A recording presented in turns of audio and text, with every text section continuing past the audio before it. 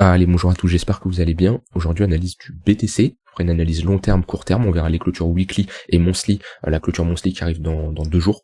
On parlera de ça. On fera une analyse également de l'order flow. Il y a des choses intéressantes à dire. On verra également Ether et on ira au niveau des indices US, S&P et Nasdaq où on a des clôtures weekly également intéressantes. Alors sur le BTC, on a une très bonne clôture weekly, à voir dans 9 heures, mais c'est bien parti, où on a tout simplement les acheteurs complètement le contrôle. On a une très bonne bougie, d'accord. Ce qu'on ne veut pas dans ce genre de bougie, c'est push et clôturer ici. Ça serait pas encourageant, c'est-à-dire qu'on ravalerait 50% de la bougie et ça serait vraiment pas bullish. Maintenant, pour le moment, la clôture est vraiment très intéressante et on est parti pour prolonger tout simplement cette tendance haussière. En monthly, on a nos clôtures qui arrivent dans 2 jours, donc on attend bien sûr les clôtures, ça c'est vraiment important. Attendez toujours les clôtures, mais c'est une confirmation de notre inversion de dynamique. On l'avait inversé déjà ici. Le fait de casser le précédent sommet, je vous rappelle, comme on sait comme quoi on pose un bottom ou un top dans une dynamique baissière, soit on structure une pattern d'accumulation, voilà, une pattern où on vient structurer un W, voilà, donc creux, sommet de plus en plus haut, ou soit on vient break le dernier sommet. D'accord? Donc si on fait quelque chose comme ça, hop, voilà, là on a un break du dernier sommet et techniquement on inverse notre dynamique et on est censé faire des creux et des sommets de plus en plus haut. Donc chose qu'on a fait ici, là on avait un sommet assez important qu'on est venu break, donc on a eu ici une fausse cassure, une réintégration, un break de ce niveau-là et on a fait un pullback au niveau des 25 000 $. Et ici on confirme avec cette tendance haussière, donc le marché est prêt selon moi à aller beaucoup plus haut. On avait targeté nos 36 000 $.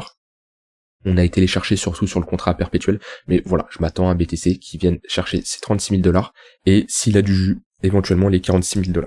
Comme je dis, techniquement, j'ai du mal à le voir partir en bull market tant qu'on n'a pas le TF spot, tant qu'on n'a pas le halving. J'ai du mal à le voir dans les 4 prochains mois performer, faire quelque chose comme ça, d'accord? C'est-à-dire que corriger et repartir en tendance, voilà, quelque chose comme ça, ok? Maintenant, la plupart des gens pensent comme ça, et c'est ce qui m'empêche de penser de cette manière du coup, puisque la plupart des gens s'y attendent. Déjà, beaucoup de gens ne croient pas en ce mouvement-là, okay, ils ne l'acceptent pas, et je me dis que est-ce que ça ferait pas souffrir énormément de gens d'avoir un halving qui se passe en avril 2024, et admettons au moment où on a notre halving, on a un BTC à 50 000 $, d'accord? C'est pas la même chose qu'avoir un BTC ici, où là c'était une très bonne zone d'achat, dans toute cette zone-là, voilà, là on sera à 50 000 $, ça serait beaucoup plus compliqué, et les gens qui s'étaient dit j'attends l'halving, j'attends le TF spot, j'attends tout ça, et tout simplement c'est trop tard et c'est ces gens-là qui vont FOMO à l'acheter beaucoup plus haut. Après le TF spot, on peut être sur un buy the rumor, sell the news aussi, où on a tout simplement énormément de BTC qui sont achetés avant le TF spot et au moment où il va être mis en place, on peut avoir un sell the news. Maintenant je vois un sell the news surtout sur du court terme, ok, je vois pas spécialement un BTC qui va marquer un top long terme suite à le TF spot, mais on peut avoir juste un crash de 15% les prochains jours après le test spot, comme je vous l'ai montré, comme les sell the news qu'on a eu avec Ether, avec son merge 2.0, avec la Coupe du Monde sur Chiliz, avec le merge, l'halving de LTC. Voilà, c'est le genre de choses qu'on peut également faire. Mais voilà, donc on prendra tout simplement des décisions avec surtout ce que la technique nous montre, et pour le moment la technique nous montre qu'elle est bullish, donc vaut mieux chercher à faire de la continuation de tendance sur l'intraday et sur du swing. Et pour l'investissement, on sort des zones qui sont intéressantes, on y est resté pas mal de temps, donc des opportunités il y en avait. Maintenant selon moi on est sorti de notre zone de rechargement et c'est la zone où c'est moins intéressant. On est au niveau des 50% de retracement. On est presque sur les 50% de cette hausse. Moi j'ai du mal à me placer au-dessus de la zone de rechargement. Donc on arrive à une zone pas spécialement de prise de profit long terme, mais une zone où les gens qui font du DCA, on va dire intelligent, c'est-à-dire que au lieu de faire du DCA n'importe où, ils se placent dans cette zone, c'est plus trop une zone pour se positionner. Donc ça c'est pour BTC sur du long terme. Sur du court terme, on est globalement dans un range bloqué entre deux bornes, ici une borne haute, une borne basse. Donc on est dans un range précédé par une tendance haussière, techniquement il y a plus de chances de casser à la hausse. Maintenant si on a une clôture daily en dessous de ce niveau-là, on formera ici un M-top, c'est le genre de structure qui nous inverse pas toute cette dynamique haussière bien entendu, mais qui peut nous provoquer une correction et revenir chercher les 31 000 $, c'est une bonne target. Pourquoi c'est une bonne target? Déjà on est sur un haut de range, haut de précédent range, donc là pour ceux qui veulent se positionner pour du swing, c'est une très bonne zone ici, histoire d'avoir un pullback. On est pleinement dans une zone d'imbalance, on a un gros déséquilibre, et on sera sur l'extension Fibo de ce mouvement-là. Voilà, un 118, 100% d'extension, c'est notre zone de prise de profit théorique. Donc, si on a une clôture daily sous les 33 400$, on aura des chances d'aller chercher les 31 000, 31 500$. Ça sera une très bonne zone pour chercher des longues d'un point de vue swing. On aura sûrement le tunnel 4 heures d'ailleurs qui sera en confluence avec ce niveau-là. On a un point pivot weekly également vers les 31 200. Donc, toute cette zone-là, c'est une bonne zone. Si on y retourne, alors je sais pas si on va y aller, je ne dis pas si on va y aller. Mon but, c'est pas de prédire, mais c'est si on va chercher cette zone, c'est une zone de localisation, une zone d'intervention très pertinente. Alors, la première chose, ça je le dis très souvent, c'est la base, c'est de localiser votre entrée. Déterminer des zones qui sont intéressantes, d'accord? On se positionne pas n'importe où, d'accord? Notre but, c'est de déterminer des zones de localisation qui nous disent, ok, dans cette zone-là, on va plutôt chercher des achats, dans cette zone-là, plus des ventes, etc., etc. Et après, quand on est dans cette zone-là, et ben là, on regarde ce que le marché nous fait et on réagit en fonction de ce qu'il nous donne, tout simplement. Donc ça, c'est s'il vient break les 33 347$. Je peux bien sûr inverser ici, parce que si nous break à la hausse, on peut avoir des extensions à la hausse. Et la conséquence de ce range-là, on aura des extensions vers les 36 500$ et les 37 000$. Sur du 4 heures, comme je l'ai dit, on est dans un range. Donc la meilleure chose à faire dans un range, c'est de se positionner en tant qu'acheteur sur la borne basse. Okay.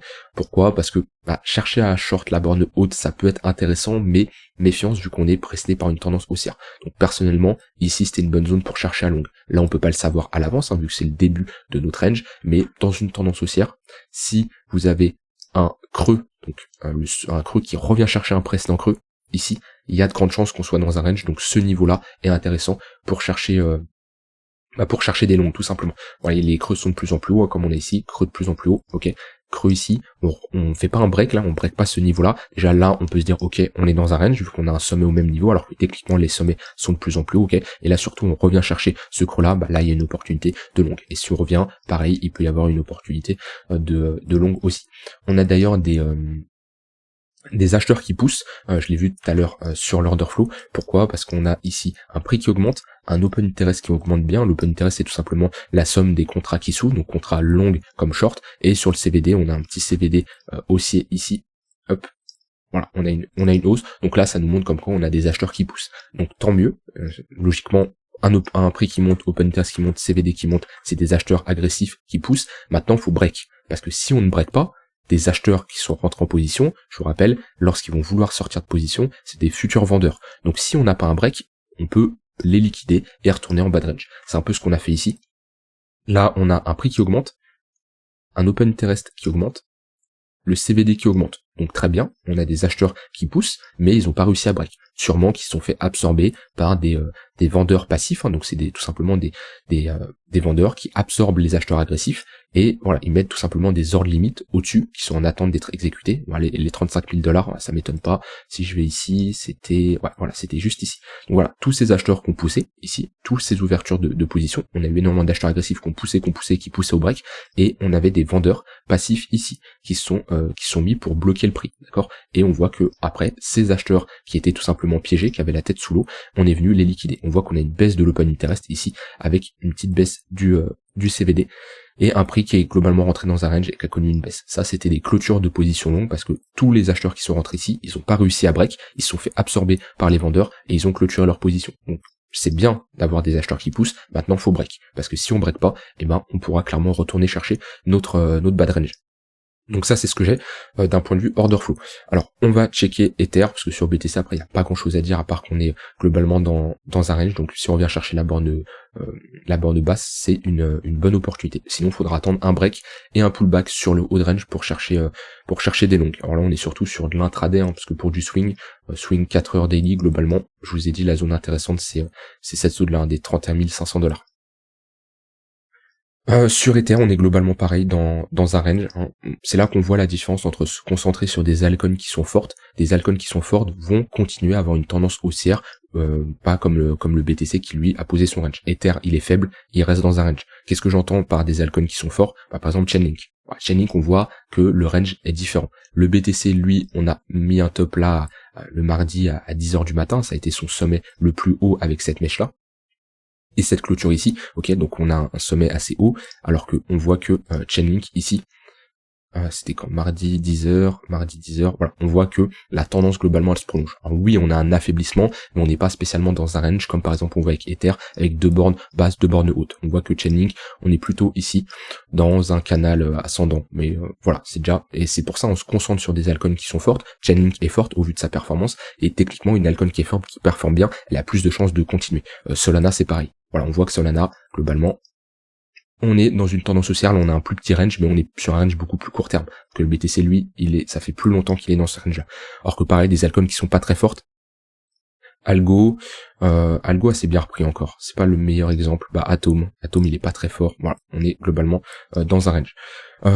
Ether. Alors Ether, voilà, on est bloqué ici. En weekly, on est sur résistance parce que lui, Ether a pris un peu de retard contre le BTC. On n'est pas dans une zone idéale pour chercher des longues, vu qu'on est sur une zone d'imbalance, on est dans un déséquilibre à l'heure actuelle. Donc ouais, compliqué de chercher des longues ici. Vu comme j'ai dit, on est sur résistance. Maintenant, on a structuré ici un petit W. Comme je dis, c'est compliqué de se positionner. Soit on a un retracement, on revient chercher des niveaux plus bas. On a ce niveau-là qui peut être intéressant. Si on a un retracement, voilà, on a une zone de déséquilibre ici, mais j'aime pas trop la chart sur Ether pour chercher des longues en swing trading. Là, c'est pas la meilleure chart. Chercher des shorts, c'est compliqué au vu du BTC qui est quand même assez bullish. Maintenant, chercher des longues, on est sur résistance et surtout Ether est beaucoup plus faible que le BTC. Donc pour moi, il y a rien à faire sur Ether d'un point de vue trading. Vaut mieux se concentrer sur les cryptos qui sont plus fortes. Maintenant, d'un point de vue investissement long terme, l'avantage c'est qu'Ether, lui, je crois qu'on est toujours dans notre zone de rechargement long terme. On y est toujours, voilà. Entre les 0,118 et 0,786, pareil, c'est toujours une bonne zone pour en accumuler. Et Ether contre le BTC, bon, on n'a pas une clôture weekly très encourageante. Moi personnellement, j'ai du mal à croire. Après, c'est ce que je crois et je préfère regarder les graphiques.